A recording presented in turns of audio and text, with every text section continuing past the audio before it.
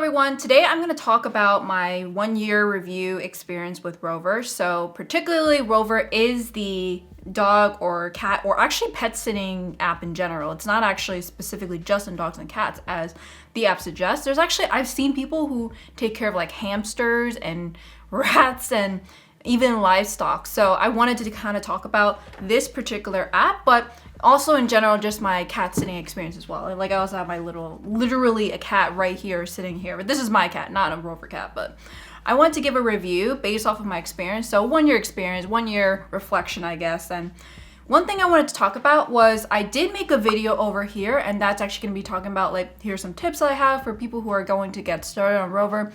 There's a lot of different ways you can get about it. The way I did it was I specialized in cats, and I made sure that everything I did was like specifically for cats. So when it came to house sitting or drop-in visits or even boarding, like everything I had was only for cats. I have no experience with dogs except for maybe like being around my friends' dogs, and even that, like I'm not even the most comfortable with them, to be honest. But for cats, because I'm so focused on them and I know so much about them through my own experience. So I've actually have 3 cats of my own. One of them is a foster fail. I actually fostered a cat and then I adopted my second foster cat, Charlotte. Also over here, there's like a baseball video of like what exactly breed she is through that little DNA test. But that was like my entire story. And the whole reason why I did Rover in the first place was because if I were to foster again, there's potentially that I would fall in love with a 4th cat. And Addison was like, yeah, no, Addison, my boyfriend who lives with me, was like, yeah, no, we are not dealing with a 4th cat in the house and potentially even adopting, because both of us are going to fall in love with this 4th cat. Both of us are going to want to have this cat. So when I was actually in a clubhouse room with some Phi Chi Theta alumni, we were in a call and one of them actually did Rover. So for dogs and for cats. And I was like, this is interesting. Like, I'm actually surprised. Like, why didn't I think about doing this in the first place? Because I wanted to do cat sitting, but I can only think about friends that I can cat sit with, of course. But then after that, I was like, okay, well, moving forward, how do I even find clients? And Rover was perfect because you can find clients based off of your reviews or your experience, your photos, or everything like that. My profile is going to be down below as well if you're interested in looking at that. It's always going to be growing, so whatever you're seeing, whatever I'm talking about right now could maybe change. Maybe I'll like 10 years down the line, I won't even be doing Rover, but this is just my 1-year experience with it. So I've been doing drop-in visits, house sitting, and boarding for cats particularly, and it's been about 1 year and 3 months. So at the time of recording. So now that I'm actually talking about this, I wanted to talk about how is business doing, and it's actually been doing really well. I started in September, which was actually like around the beginning of all the holiday seasons, which is why honestly I probably picked up so quickly, was because if I started in like February, there's probably not gonna be a lot of clients looking for me, especially if I'm like brand new, fresh, and not like up in the algorithm for cats, or at least, or in the neighborhood. But I started in September when everyone else is being booked up, or maybe that they were looking for someone who's specializing in cats, and I just popped up and they probably thought like, okay, well, what's the risk? Like, especially when my rates were very low at that time, and this was just me. So then it came around to like maybe November. That's when I had a lot of bookings for Thanksgiving, which I was like, wow, I have a lot, especially for like my first time ever on Rover. It's like only 3 months, and I kept on asking people after a good experience, after actually every experience, and they're like, hey, if you like this experience, because I'm new on the platform, it would be great to have a review. That's actually what I did, and I built a lot of my reviews from that. When I'm looking on Rover to look at all the other like Rover pet sitters on the app, there's not a lot of reviews, and I was actually wondering, like, do they not ask for reviews? Do they not get a lot of business? Is it because I get a lot of business from them for taking care of cats particularly? I don't know. But after every single experience, at least the first 6 months or so when it was just me, I asked them like, hey, if you had a good experience, please make sure to leave a review. This would really help me. And most times they do, unless they forget about it in the first place. But then around like I would say January, February, because I'm like a woman in New York City, a young woman in New York City, actually, like every time we did a meet and greet in person, specifically for house sitting or for drop-in visits, I actually had Addison come with me just to make sure, I'm okay. Or if it's like really close to the neighborhood, then I would actually not. Sometimes like I would actually be able to go by myself, but for the most part, I always try to get Addison to come with me just in case. He's always like on the ground level and I'm always going up. He's not actually going up with me. But at a certain point, I don't even remember the exact time. I think it was maybe around January, February. They were like, hey, why don't Addison like join me full time, I guess. Like we're 50-50. At first it started off where it was like 70-30 and he would get like a cut of it only for boarding because of course he lives here. And now we're actually doing 50-50. So that means that drop-in visits, house sitting, and boarding, we're all 50-50. So this could be many different ways. It could mean that maybe he does half and I do half, or like completely appointments. Like maybe like there's one cat particularly that needs drop-in visits. He could do all of it. And then there's another cat, I could do all of it. Or it could mean that both of us go at the same time, every single day, every single one, or we alternate based off of our schedule. Everything is pretty much 50-50 in involvement in time and in the finances as well. So when it comes to expenses, when it comes to the actual revenue we're getting, we get it 50-50. So that's going to lead to something that I'm going to talk about later on of like what I'm planning on doing in the future in the next year. But for now, business has been doing really well. It's been about like $30,000, which honestly, like as a side hustle, is pretty good. And honestly, when it came to this, I also wonder like, why are people coming to us? Because we specialize in cats. And then when I go on the app, like not a lot of people specialize in cats or only focus on cats. And we do boarding, house sitting, and drop-in visits. And because we have two experienced people that are basically working on this. So we can take more bookings than usual because most people could probably have capacity of like 2 or 3 a day. But because we have 2 people, we can actually delegate. I'm gonna focus on Christmas Eve.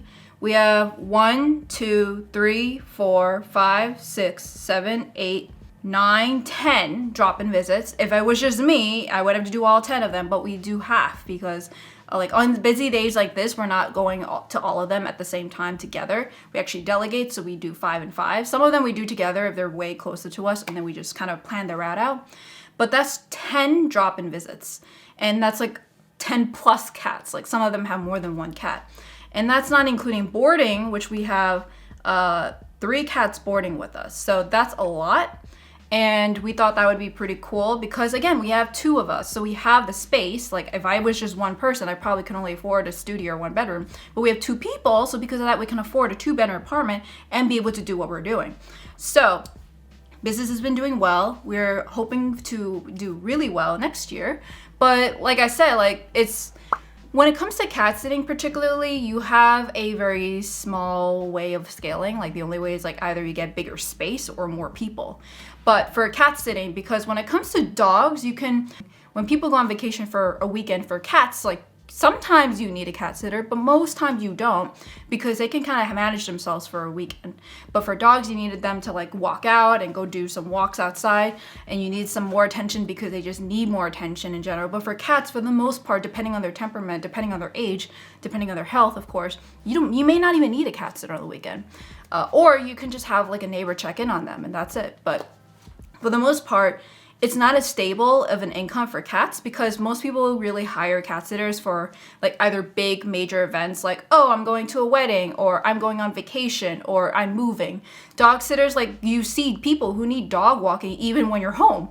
So it's a little bit different for us. And because of that, there's not really that much scalability. We can't really do much other than if we get bigger space for boarding, which honestly, I don't think we're gonna be doing that anytime soon. If anything, it would probably be a cat cafe, we'll see. But for the most part, if we ever were to do this, like we would need more people. So maybe an intern to do drop-in visits. Maybe we can expand our radius, but I don't want to do that. We work full-time jobs too, so we can't be spending a lot of time just going from one place to another. We purposely have it within a 0.5 mile radius that we can walk around. Maybe some we could go bike or e-scooter for speed purposes and for time purposes, but for the most part, it's not that scalable. But we like what we do. It's basically going to be money that we can use. Everything else that we're using from our jobs are going to be paying the bills and saving and investing. But like what we use for Rover is essentially our discretionary cash. So lessons I learned was that number 1, I had to start to learn how to say no. I did start to say no. But that was honestly when Addison came into the picture because I would say yes to everything, saying like, oh my God, it's not going to look good if I say no. And I have to give a legit reason because actually there is a way where your score goes down if you say no or if you don't book them basically. But if it's like their reasoning of like, oh, maybe they went with another cat sitter, maybe they don't actually need anyone anymore, maybe the plans change and then because of that we can't do it. that's on them. But like for the most part, if it's on us, it does change where we rank in the algorithm. And right now when I look at it, we're actually number 1, which is perfect. It's perfect. So that's why like you can have like 50 people on Rover, but like maybe just that the first page is the one you're looking at. So for people who are looking at cats, like we would be up there. Our rates are also on the higher side now. So before we were actually on the lower side. And then I was like, okay, you know what? There's a lot of people that are booking us. We can't do all of them. We have to start to say no. Or we increase their prices, and that's what we did. So for all of our favorite clients, or the ones that have been basically using us in a very frequent way, we just basically retained their pricing. We froze their pricing. So whatever pricing that they found us at is the pricing that they got. Moving forward, any new clients, because we're kind of getting to the point where we can't take new clients, but you know, like the seasonality of cat sitting, we can't constantly have clients. So it's usually more vacation based because of that, or, you know, like I said, major events. So we do still accept new clients because like not everyone's going to need it all the time, like dogs would. So we actually increased the prices, and those prices that new customers come to us, they will basically treat us in a different way, because we know for those that were like existing clients that they're good clients, or that we love their cats, or that we love taking care of them. It doesn't feel like work. For the new clients, because of that, we are going to be spreading ourselves even more thin, but we want to make sure that these clients are good clients too. We've had clients in the past where they have not come back to us, and thankfully, because if they reached out to us, I'm not sure what I would say, but there's some clients that were clearly their cats were neglected. And it was a little bit difficult to work with, because let's say we found an issue, or that there was like something that we did for them, like maybe they had an ingrown toenail, which was a little bit weird. It was like a toenail that was just going way too long and actually dug into their skin. I told them about that, but they just like brushed away at home. I'm like, you should see the vet about this. Now, I don't know if you saw the vet, but hopefully you get this fixed. Otherwise it can get even worse and get infected. But like we ended up trying to trim our nails. We could not trim that nail, but it's like situations like that where people are currently just finding some cat sitter just to be able to do that, just to have someone take care of their cats. But we wanted a partnership more, so like more frequent clients, or clients that actually would go back to us more. So because of that, we increased our rates just a little bit, so we can have premium or better clients that at least would care about their cats a little bit more, or care about what we're doing for their cats, and not just using us and then basically be ghosting us the entire time. Because the worst thing you want is that if something happens, we're asking the client about this particular issue, or that we want them consent on something and they don't respond. It's a two-way street, and we don't want it where like we're literally just waiting there like, hey, what are we doing in this situation? Which thankfully we haven't had any situations like that. But that particular nail situation, they caught us at a very cheap price, and we were like, you know, like I know we were still new, but at the same time, it would be nice to have them to respect us a little bit more, to be able to not just respect us, but like respect our care for your cats, because it's not just, I don't know, the way that they treated things was like they were breeding them. I don't know what they were doing. They were both not neutered. I don't know what they were doing with that, but that was one thing that we ended up learning, was like we increased our prices. And then one of the things that I had to do was working with Addison. So this was actually something that was a little interesting, because like I said before, I would give him like 30% of the cut for boarding. But when it came to working 50-50, we had to do everything 50-50. Otherwise, we had to kind of figure out like, okay, are you gonna get less of that? Are you gonna get more? So maybe if I was on vacation and then there was a particular booking that was only on that time, it would actually go to him. But one of the issues that we fell on was, okay, how much was too much? For me, I have a pretty high tolerance. I could do a lot of things. I could maybe like go on many drop-in visits, but Addison's like, nah, I don't want to do too much. So I'm like, okay, well, the whole reason why we have the both of us is so we can handle this influx. But he's like, I can't do that. Like I have work, I have all these calls, all these kind of stuff. And then I have to kind of work with his schedule, and before I could have done it. But the whole reason why I brought him in the first place is to be able to handle this kind of traffic. And sometimes, and this is not really like our issue, but if, for example, we have a targeted time drop off for a boarding client, 10 to 11 a.m., and they come at like 1 p.m., like it could actually cut into his call time, like let's say it's a weekday, and I have to go into the office sometimes. So who's going to deal with that? And it's not our fault because they came later than the actual agreed drop-off time. But I also can't just be going to the office at 1 p.m. Like, otherwise, like, what's the point of even going to the office?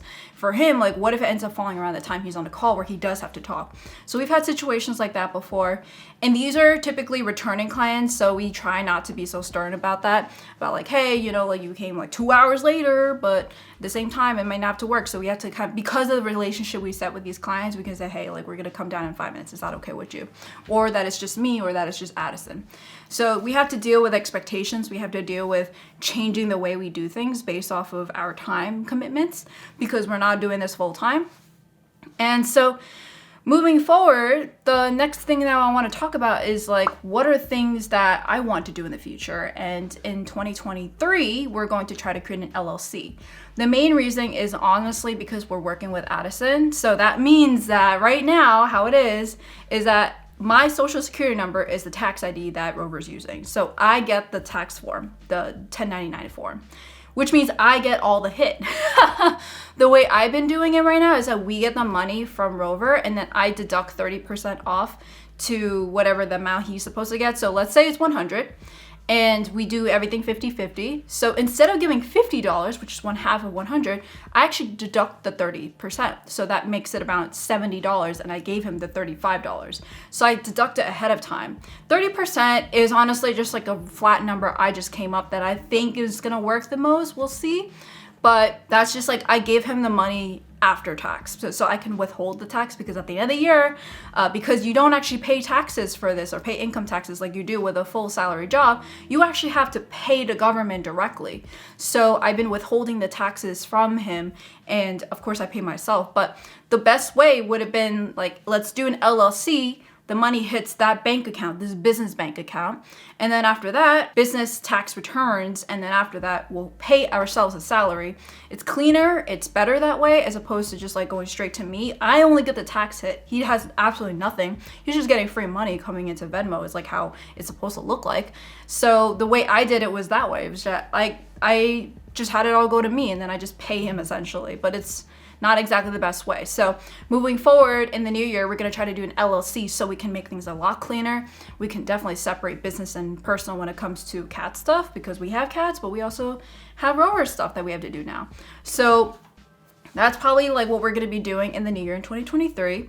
And so that has been my experience. It's like mostly was just really working with new clients, setting new standards, raising prices, be able to actually like even maintain the same quality of standard of service with Addison. So for me, I have a very specific way I like to deal with my clients. I always over communicate. I always make sure that they know a lot more, or that they do a lot more, or that they say a lot more. That like when we go to meet and greets, I ask so many questions. When we do FaceTime and Zoom meet and greets, I do so many questions. And for him, he's like, I'm done. And so what I ended up doing is like, I do most of the talking in those meet and greets and he takes notes. So when we do have those notes in the future, when we go in, we have all the information.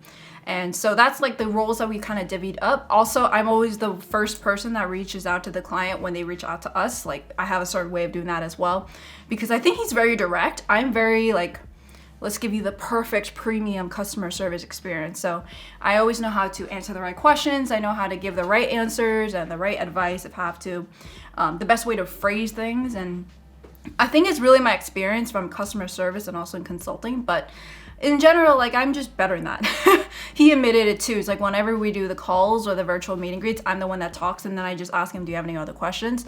He'll ask his questions, but I'll mostly be the one to lead it. But when it comes to execution, he and I will both mostly do it together. We also do get tips too, and we both split that. It's just the tax part, like I just take 30% off just in case.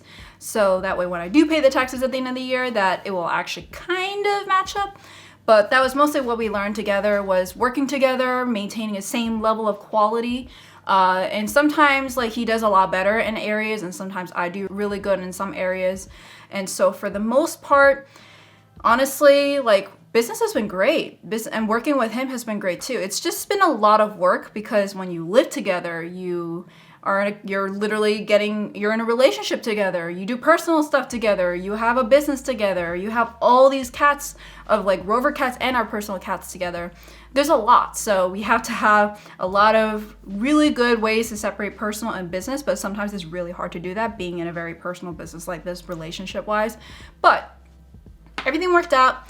And so this is my experience on Rover, or cat sitting in general, because we've actually been able to take some clients off Rover for private clients that we just reach out directly to. So you don't have to pay the Rover fees, but I just want to say this, that my experience has been really positive. I hope everyone who's been doing Rover the past year has been positive. I think I'm very privileged to be able to say that I can do what I can do because of the space and the time and the flexibility and even the place that I'm in, because where I am is very central to Brooklyn in general, or northern Brooklyn. So it's very easy for us to get to place. But I know a lot of people like who live in the rural areas have to drive, but what if they don't have a license or anything like that? So I'm very privileged that like all the cars have just basically fallen into place. So thank you so much and see you guys next time. Bye.